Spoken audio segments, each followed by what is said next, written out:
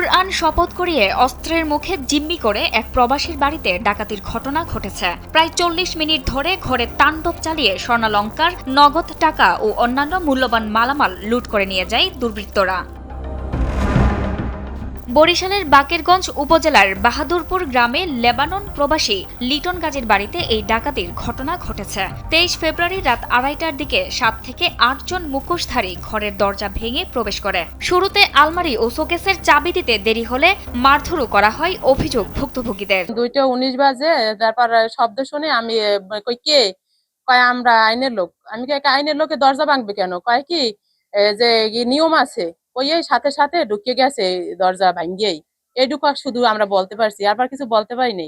Sandalina so, রূপচর্চায় আভিজাত্য।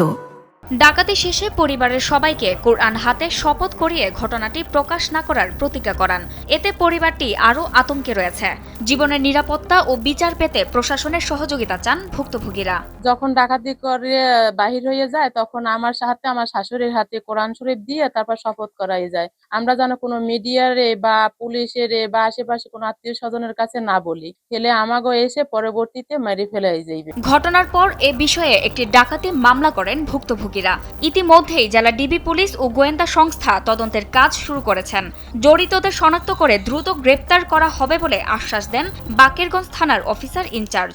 গত ২৩/২/২৬ তারিখে রাত্রে রঙ্গশ্রী ইউনিয়নের নন্দগ্রামে যে প্রবাসী বাড়িতে ডাকাতি হয়েছিল, সেই ডাকাতির প্রেক্ষিতে ক্ষতিগ্রস্ত ব্যক্তি ওনারা এসে থানায় একটি অভিযোগ দেয়। সেই অভিযোগের প্রেক্ষিতে বাকেরগঞ্জ থানায় একটি ডাকাতি মামলা রুজু করা হয়েছে। এই মামলা রুজুর প্রেক্ষিতে থানা পুলিশ, ডিবি এবং অন্যান্য তদন্ত সংস্থা কাজ করছে এই মামলাটির রহস্য উদ্ঘাটন এবং প্রকৃত আসামিদের গ্রেপ্তার পূর্বক বিজ্ঞ আদালতে প্রেরণের জন্য।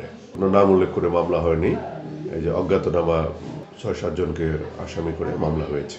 ডাকাতির ঘটনায় আতঙ্কিত ভুক্তভোগী পরিবারটি। প্রশাসনের সহযোগিতা ও দোষীদের শাস্তি এখন তাদের একমাত্র আশা। জান্নাতুল ফেরদৌস, কালবেলা।